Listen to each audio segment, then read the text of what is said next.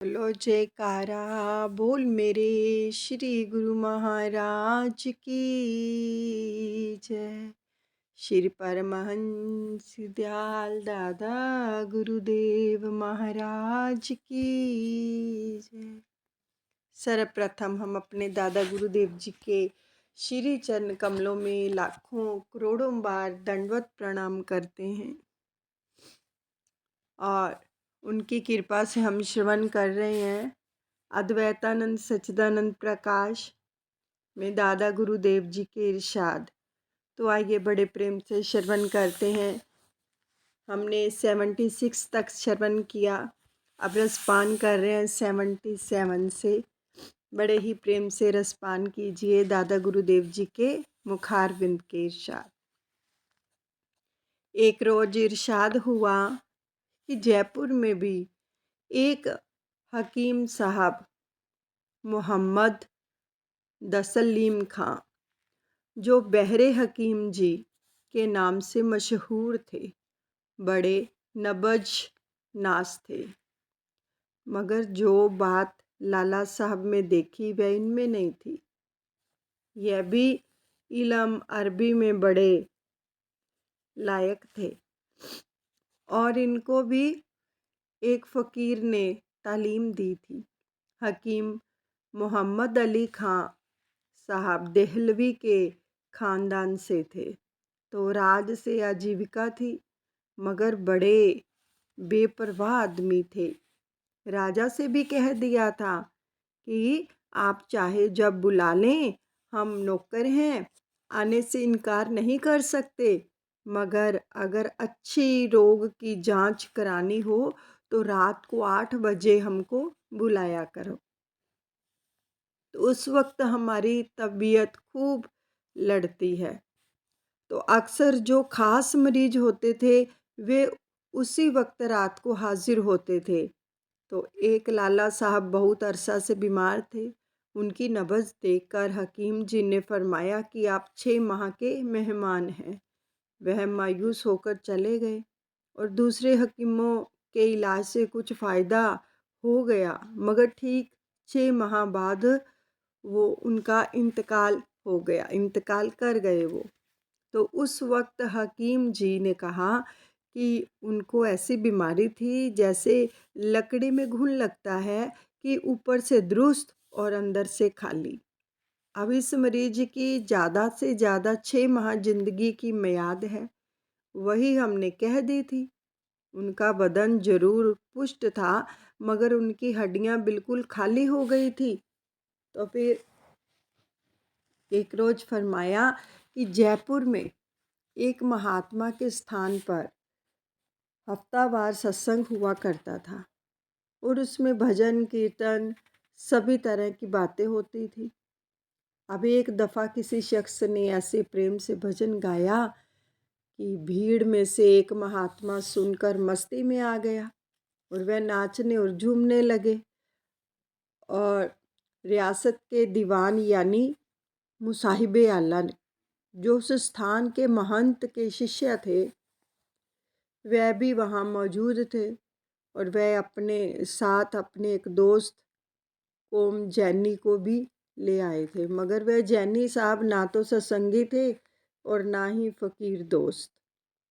अब सिर्फ दीवान साहब की दोस्ती की वजह से उनके हमराह आए थे, तो इसलिए उन महात्मा को नाचते हुए देखकर कहने लगे कि यह भी खूब ढोंग है, और घृणा से देखकर मुंह फेर लिया।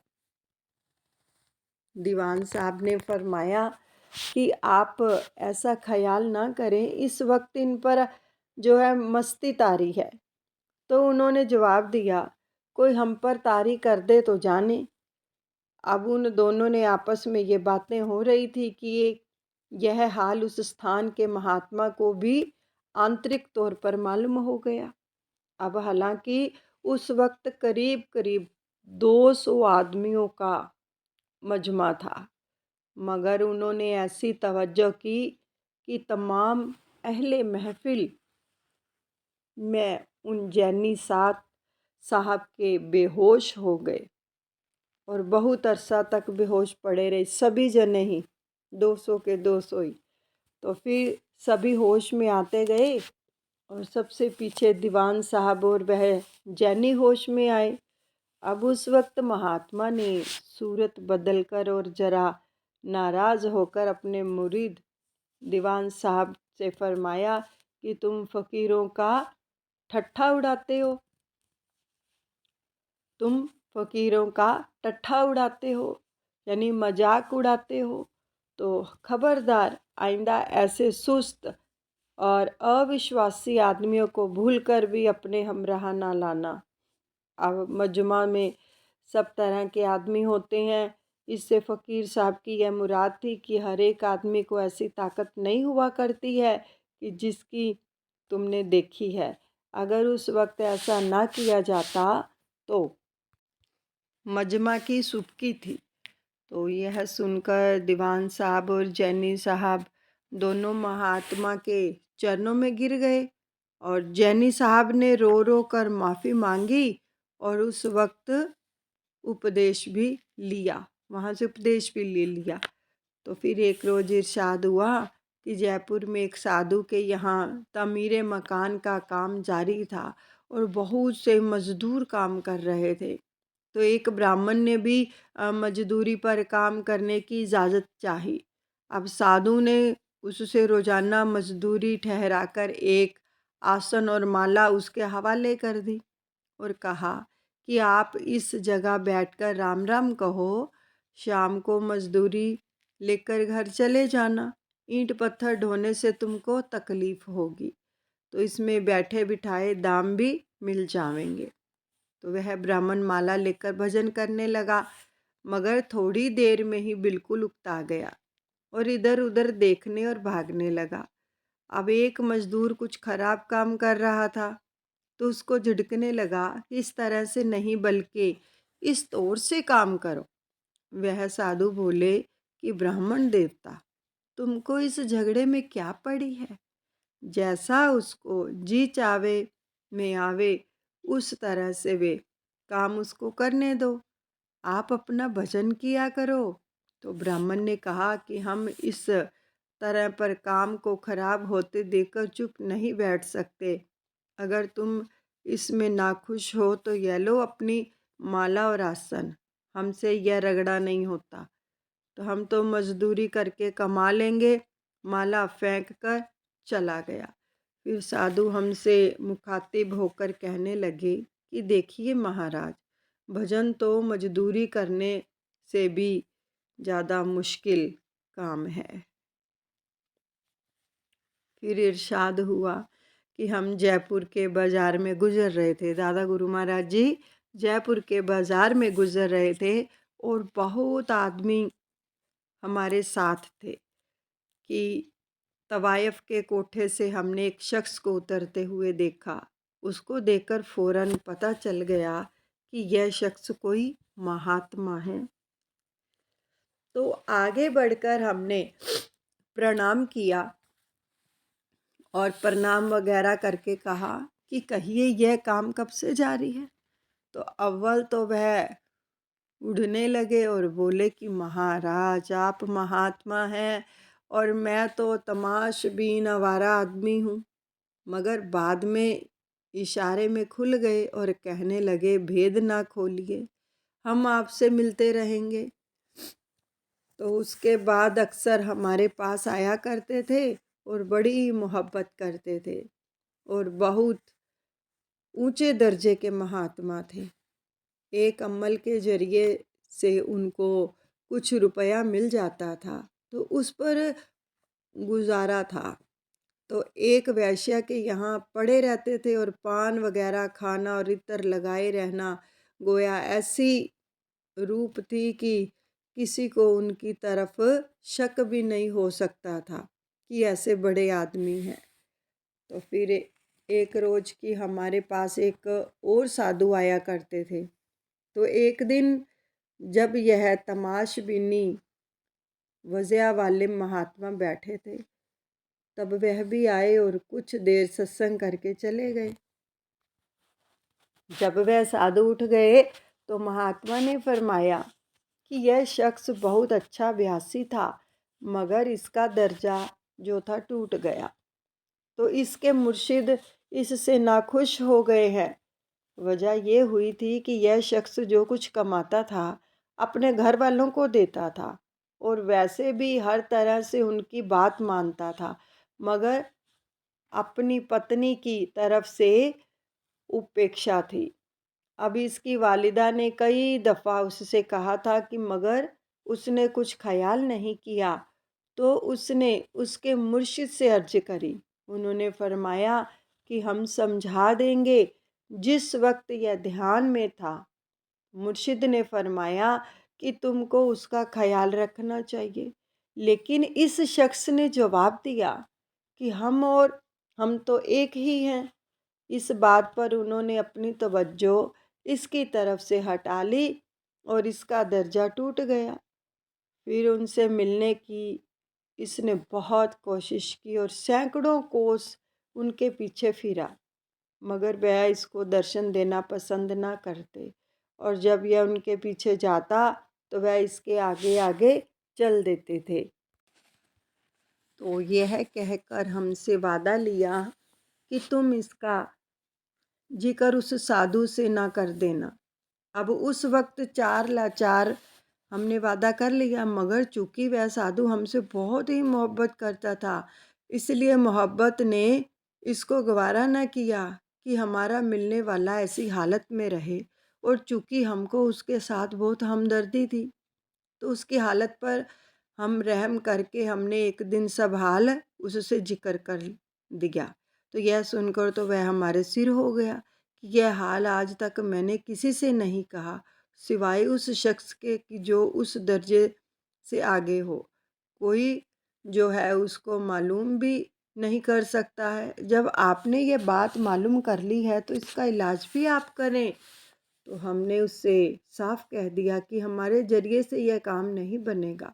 अगर हमारे वसीला से बन सकता तो हम हरगिज़ दरेग ना करते। तो उसने पूछा कि अच्छा, आप उस शख्स को जिसके वसीले से काम होगा बता दें। तो हमने कहा कि हम उससे वादा कर चुके हैं कि उसका राज किसी को नहीं बताएंगे, सिर्फ यह बात भी तुम्हारी हालत को देखकर कह दी है। तो मगर अब उसको वहाँ कहाँ चैन था। रात दिन इस फिराक में रहने लगा कि यह कहाँ कहाँ जाते हैं और इनके पास कौन कौन आदमी आता है। हालांकि दर्जा से गिरा हुआ था, मगर अभ्यासी शख्स था। तो इसलिए एक दिन जब वह महात्मा आए तो उन्होंने देखकर फौरन पहचान लिया और उनके कदम पकड़कर बहुत ही दीन लहजे में कहा कि आप मेरा काम संवार दें। तो उन्होंने बहुत हीला बहाना किया, मगर उसने पीछा ना छोड़ा। तो उन्होंने पूछा कि हमारा हाल इस तरह से मालूम हुआ। तो उसने साफ तौर पर हमारा नाम ले दिया। वह महात्मा उसको साथ लिए हुए हमारे पास आए और कहने लगे, क्यों साहब, क्या फ़कीरों के वादे ऐसे ही होते हैं। तो हमको बहुत शर्मिंदगी हुई और हमने कहा कि बात तो आप सच फरमाते हैं, मगर हमको इसकी हालत पर तरस आ गया और हमारे दिल ने यह बात गवारा नहीं की कि जो हमारे सत्संग में आवे वह इस तरह से तकलीफ़ में रहे। फिर उन्होंने वादा कर लिया, अच्छा, हम तुम्हारे गुरु से कह देंगे। उससे पूछा कि फिर मेरा जो है इत्मीनान कैसे हो। तो दूसरे रोज़ महात्मा ने उसे फरमाया कि अब तक वह तुम्हारे खत का जवाब नहीं देते थे और ना तुमसे मिलते थे। अब तुम खत डालो और तुमको जवाब देंगे। मग अगर तुम्हारा मिलने का ख्याल हो तो मिलेंगे भी। तो अब उन्होंने तुम्हारा कसूर माफ़ कर दिया है, मगर ख्याल रखना आइंदा ऐसी हरकत ना हो। फिर उस साधु ने खत डाला तो जवाब आया और उसकी हालत भी भजन की दुरुस्त हो गई, मगर हमको इस वायदा खिलाफी का नुकसान उठाना पड़ा। ये दादा गुरुदेव ने फरमाया। फिर एक रोज़ इरशाद हुआ कि मुकाम चाकसू में एक महात्मा रहते थे। तो उनकी निस्बत किसी शख्स का ख्याल था कि 300 बरस के हैं, किसी का ख्याल था कि 200 बरस के हैं। एक शख्स ने जो बहुत ही जो मोतबर था और उसकी उम्र करीब 70 साल की थी, तो हमसे कहा कि मेरे दादा साहब फरमाते हैं कि हमने उसको शुरू से इसी तरह पर देखा है, मगर हमको इसमें शक था। एक दफ़ा उन महात्मा से मिलने का इत्फाक हुआ। बड़े आला दर्जे के फ़कीर थे, जैसे कि पुराने वक्त के आदमी हुआ करते थे, तो उनका कुल तरीका उसी तरह पर था। लेकिन एकांतवासी थे, तो उनका उसूल था कि रात में किसी को भी अपने पास नहीं रहने देते थे, ख्वाब कोई कैसी भी मुरव्वत का आदमी हो, साफ जवाब दे देते थे। तो एक दफ़ा महाराज राम सिंह जी ने कहला भेजा कि आज रात को मैं आपके पास आऊँगा, तो जवाब दिया कि तुम राजा हो, तुमको मैं ज़बरदस्ती रोक नहीं सकता, लेकिन अगर मेरे उसूल के खिलाफ़ करोगे तो वही होगा, मैं यहाँ से कहीं और चला जाऊँगा। कि राजा ने जो था इरादा त्याग कर दिया और नहीं गए। तो हमसे बड़े ही स्नेह भाव से मिले और बड़ी तवज्जो से पेश आए। तो बातचीत में हमने उनसे दरियाफ़त किया कि आपकी उम्र की निस्बत से क्या अफ़वाहें मशहूर हैं और असलियत क्या है? तो कहने लगे कि हैं स्वामी जी हैं कृपानाथ। आपको इस सवाल की क्या ज़रूरत पड़ी? अगर वे सच कहते हैं तो वे जानें, और अगर झूठ बोलते हैं तो उनकी बात से क्या मतलब? हमने कहा कि मैं तो सिर्फ़ वाक़फ़ियत के लिए और असलियत मालूम करने के लिए दरियाफ़त करता था, और कुछ मतलब ना था। तो आप फरमाने लगे कि अच्छा आप बताइए, आपका इस बारे में क्या ख़्याल है? तो हमने कहा कि मेरा ख़्याल तो ये है कि 100 बरस से 2-4 कम या 2-4 ज़्यादा होगी। आपने थोड़ी देर में सोचा और बोले कि मुझसे पूछते हो तो मैं बताता हूँ कि हे दयालु, मैं तो अनादि हूँ। यह बात सुनकर हमको श्रीमद् भागवत गीता में अर्जुन व श्री कृष्ण महाराज का संवाद याद आया, कि जहाँ श्री कृष्ण जी ने अर्जुन से कहा था कि मैंने अश्वाक को यह उपदेश दिया था और मैं अनादि हूँ और मैं जानता हूँ, मगर तू इस बात को नहीं जानता कि मेरे और तुम्हारे इतने जन्म हो चुके हैं। तो हम यही सोच रहे थे कि महात्मा जी बोले कि हाँ, अब आप अर्जुन और कृष्ण महाराज के संवाद को विचार रहे हो। और फिर बोले कि मैंने 2 असूल बरते हैं। अव्वल तो जब चलता था तब पवन की तरह चलता था, यानी जैसे हवा चलती है, कि जब चाहा तब चल उठी, ना तो किसी से पूछना और ना किसी से मिलना, और बहुत दुनिया और वनों की सैर की, जब जी चाहा चल पड़े। हालांकि इस शरीर में 5 तत्व हैं, मगर इनमें मिट्टी प्रधान है, तो इसलिए जब से मैं बैठा हूँ तो धरती की तरह बैठा हूँ, यानी जैसे धरती कायम है, इसी तरह से मैं एक जगह बैठा रहा हूँ। इस जगह बैठते हुए जितना आपका ख्याल है उतना ही अरसा हुआ है, यानी 100 बरस से 10 बरस या कम या 10 बरस ज़्यादा। अगर तुम कहो कि धरती तो हिलती जुलती भी है और भूचाल भी आते हैं, तो मैं इस तरह से मेरे हाथ पैर भी हिलते हैं और मैं भी जो है टट्टी पखाना को उठता बैठता हूँ। अब यह मिट्टी जहाँ की निमित है वहाँ लगेगी, उसी जगह चोला बरतेगा। और कहने लगे कि साधु के 3 दुश्मन होते हैं, एक ब्राह्मण, दूसरा नाई और तीसरा साधु। अब मेरे पास बहुत से आदमी आया करते हैं, मगर मैंने कह रखा है कि मेरी कोठरी के अंदर ना कोई आवे। जिस किसी को माथा टेकना हो, बाहर 5-7 हाथ दूर से टेक ले।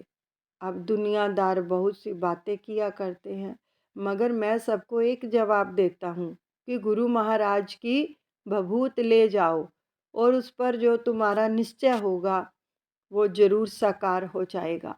मगर मेरा तो वही परमेश्वर है और परमेश्वर ही मेरा गुरु है। अब एक ब्राह्मण हमारी बड़ी सेवा करता था और उसको औलाद की तमन्ना थी। कई मर्तबा हमसे अर्ज किया, हमने यही कहा कि बबूत ले जाओ, गुरु महाराज सब कुछ करेंगे। तो वह कहता था कि आप ही कुछ करो।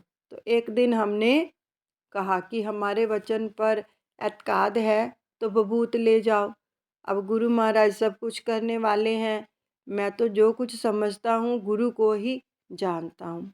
वह बबूत ले गया और गुरु महाराज की कृपा से उसके लड़का पैदा हुआ। और तो उस ब्राह्मण की औरत और उसका पोता अब तक जिंदा हैं और वे बड़ा श्रद्धा रखते हैं। मैं सिर्फ रात में एक दफ़ा खाता हूँ और उस ब्राह्मण के सुपुर्द खाने का इंतज़ाम है। अब एक कलार भी हमारा शिष्य है और बड़ा भगत है। यह ब्राह्मण और वह कलार दोनों मिलजुल कर खाना लाते हैं, वही रात को खा लेता हूँ। तो एक दस्तूर ये है कि जो कुछ चढ़ावा नगद हमारे पास आता है, शाम के वक्त उस ब्राह्मण से कहता हूँ कि सब आदमियों के सामने उसको गिन ले और सब उसके पास जमा रहता है।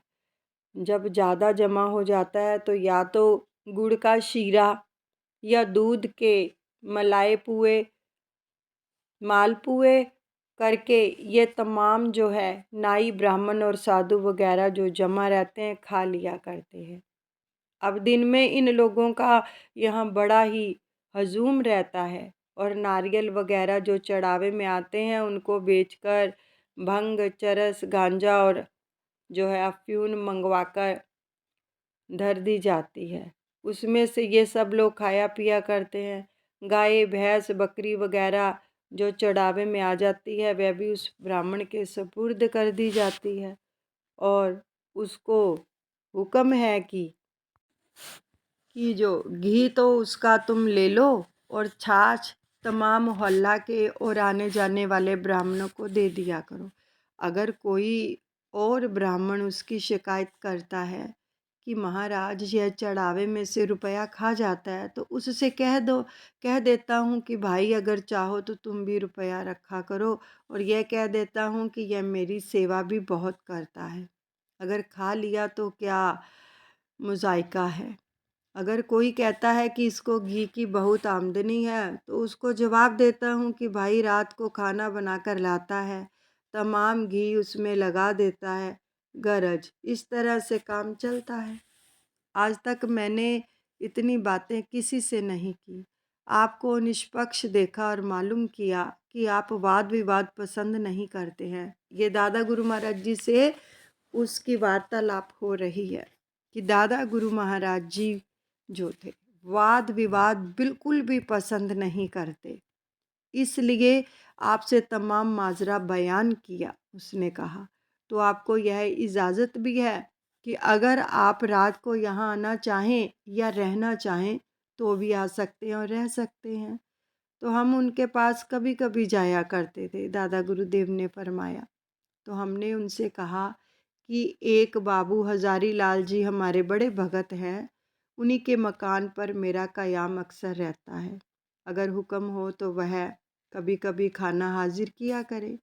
तो आपने कहा कि अगर वह आपके भगत हैं तो उनको भी इजाज़त है कि वह रात को खाना ला सकते हैं। इसलिए बाबू साहब जो है हजारी लाल भी दूसरे चौथे रोज़ कभी कभी खाना ले जाया करते थे। तो फिर एक रोज़ फरमाया कि अलवर में किशन कुंड पर दूधाधारी बाबा रहते थे। अलवर में किशन कुंड पर दूधाधारी बाबा रहते थे। तो उन्होंने भगवान दास नामी ब्राह्मण को अपना चेला बनाया। तो उसने चंद रोज गुरु जी की ऐसी सेवा टहल करी कि वह बहुत प्रसन्न हो गए और अपने संयम, ढकोमन यानी कि त्याग का सब हाल उसको बता दिया। जब चेला जी ने सब पता मालूम कर लिया तो जन्माष्टमी की रात को तमाम धन व नगद माल असबाब गुरु महाराज का लेकर जो था चंपत हो गया और चंद रोज उस रुपया से खूब शादी विवाह करके रहने लगा।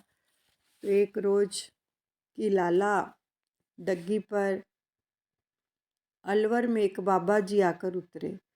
तो उन्होंने सती सेवक से लेकर और भीख वगैरह मांगकर 5 सेर सोना और 7 सेर चांदी जमा की थी। तो उसको अपनी धूनी के नीचे रखते थे। कुछ कुआं वगैरह बनवाने का ख्याल था कि किसी आदमी को इसका पता लग गया और एक रात को तमाम सोना और चांदी उड़ा ले गया। तेली जोड़े धार धार और खुदा ले जाए एक बार, फ़कीर साहब हाथ मलकर रह गए। फिर एक रोज़ फरमाया कि महाराज मंगल सिंह जी वालिये रियासत अलवर बड़े सत्य मशहूर थे। तो उनमें कुछ जिद या हठ की आदत भी थी, जिस पर वह जो थे अड़ गए। अब अड़ गए तो अक्सर लोग उनकी इस बात के साक्षी हैं, लेकिन वह हमेशा उस पर जिद करते थे जो उनके दिमाग में सच्ची होकर बैठ जाती थी। अगर सच्ची बात को उन पर अच्छी तरह से साबित कर दिया जाए तो उसको मानने में कभी दरेग ना करते थे। तो उनकी निस्बत मशहूर थी कि वह कपटी और ढोंगिए साधुओं से बहुत नफरत करते थे और उस गिरोह की निस्बत आम तौर से उनके जो ख़यालात अच्छे ना थे, तो फ़कीरों को दान पुण्य बहुत कम करते थे। तो एक मर्तबा रात के वक्त किसी साधु के स्थान पर अकेले गए और साधु की बुरी तरह से तौहीन की और सख्त सुस्त कहा। उस साधु ने महाराज साहब को पकड़ लिया और बहुत ही गुस्ताखाना सलूक किया और बोला कि आप राजमद में मस्त हैं और हम मालिक की याद में मस्त हैं। अब आप बताइए कि आपके पास फौज, लश्कर, तोप, बंदूक सब कुछ मौजूद है, मगर इस वक्त क्या चीज़ आपके काम आ सकती है और क्या मदद मिल सकती है। खैर, महाराज साहब ने मिन्नत जो समाजत करके पीछा छुड़ाया, मगर उस साधु से नाखुश ना हुए और ना उस पर बाद में कोई क्रोध फरमाया। तो उनके वक्त में अलवर में फ़कीरों को अक्सर बेआरामी थी। एक शख्स ने साधु सेवा का महात्म्य सुनकर संकल्प किया कि सबसे जो है उनकी खिदमत करनी चाहिए, कि अब से उनकी खिदमत करनी चाहिए और कामधेनु यानी कि भैरव झोली उड़ाई। अव्वल अव्वल दिन में 2-4 सेर आटा मांग कर लाता और फ़कीरों और मुहताजों को खिलाता। बढ़ते बढ़ते यहाँ तक हुआ कि मन सवा मन आटा तक रोज़मर्रा आने लगा। साधुओं का भी हजूम होने लगा, तो शहर से बाहर झोंपड़ी डालकर साधुओं के रहने का स्थान भी बना दिया। अब महाराज मंगल सिंह एक रोज़ शहर बाजार को निकले तो लोगों ने से दरियाफ़त किया कि आजकल कोई फ़कीर शहर में नज़र नहीं आता, क्या खबर, क्या सबब है। तो लोगों ने फरमाया कि महाराज साहब, राज से जो किसी को कुछ बदान मिलता नहीं, मगर वह शख्स भैरव झोली मांगकर आटा लाता है, उससे फ़कीरों को खिलाता है, तो इसलिए उसके पास फ़कीर ठहरते हैं। महाराज ने पूछा, यह जो मंदिरों को इस कदर रुपया राज से मिलता है, यह क्या करते हैं। और हुक्म दिया कि अच्छा, कल हम खुफिया तौर पर उसकी देखभाल या जांच करेंगे। तो दूसरे रोज़ आरती के वक्त कई मंदिरों में गए। भोग लगाने के बाद नौकर चाकरों को प्रसाद बंट गया। ना किसी फ़कीर को मिला, ना कोई मुहताज आया। तो बाद में उस कामधेनु वाले के मुकाम पर गए, जो देखा कि बहुत से मुहताजों और फ़कीरों को खाना मिल रहा है। तो वहाँ से वापस आकर कई मंदिरों के बदान से रकम काट काट कर अव्वल 5 रुपए रोज़ाना उस भैरव झोली वाले को दे दिया और फरमाया कि अगर तुमने अच्छी तरह से काम चलाया तो बहुत कुछ वृद्धि इसमें किया जाएगा। जो शख्स परोपकार के वास्ते कमर बांध कर तैयार हो जाते हैं, उनकी कुदरत मदद करती है और रुपया दौड़ दौड़ कर उनके पास आता है। जो भी शख्स यानी जो भी व्यक्ति अपने मन में ये ठान लेते हैं और पूरी तरह से यानी कि 100 में से 100% तवज्जो देते हैं जो उस सेवा में परोपकार के लिए, तो कहते हैं कुदरत भी उनकी सहायता करती है और रुपया पैसा दौड़ दौड़ कर उनके पास आता है, क्योंकि वो व्यवस्था करती है प्रकृति। तो वाता के धर लक्ष्मी हरदम रहे हजूर, जैसे गारा राज को भर भर देत मजूर। तो फिर एक रोज़ फरमाया कि हम धोला जी के दर्शनों को गिरनार पर्वत पर गए। वहाँ एक शख्स चेता नामी भक्त रहता था। तो उसके पास गाय भैंस बहुत सी थी, मगर वह उनका ना तो दूध बेचता था और ना ही घी फरोख्त करता था। तो उसका नियम था कि जो दूध होता है वह फ़कीरों गरीबों को पिलाता था और जो बचता था उसको जमा करके मक्खन निकालता और वह मक्खन साधुओं की रसोई वगैरह में काम में लाता था। अब गाय भैंसों के व्याय में के वास्ते सेठ साहूकार रईसों के पास से इस कदर रुपया आ जाता था कि खूब अच्छी तरह से काम चलता था। अब उसकी साधु सेवा और परोपकार से लोग ऐसे खुश थे कि उसकी किसी आज्ञा के बजा लेने को वो गौरव समझते थे। तो एक रोज़ फिर फरमाया दादा गुरुदेव ने कि जनाब बाबू श्याम सुंदर लाल साहब वज़ीर आला रियासत किशनगढ़ हमसे आकर मिले, दादा गुरुदेव से मिले आकर, और हमको अपने दौलत खाना पर ले गए। वहाँ एक दिन बाग में जनाब महाराज साहब वालिए रियासत किशनगढ़ भी हमसे मिलने आए। तो हमारा ख्याल उसी दिन शाम को रवानगी का हुआ।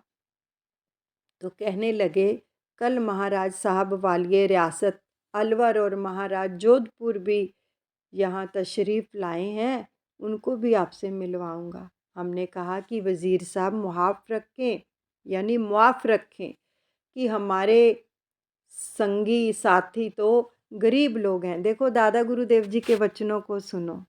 जब उन्होंने कहा ना कि महाराज साहब वालिए रियासत और अलवर और महाराज जोधपुर भी यहाँ पर तशरीफ़ लाए हैं, उनसे हम आपको मिलाएंगे। तो दादा गुरुदेव ने फरमाया कि वज़ीर आज़म माफ़ रखें, हमारे जो संगी साथी हैं वो तो गरीब लोग हैं।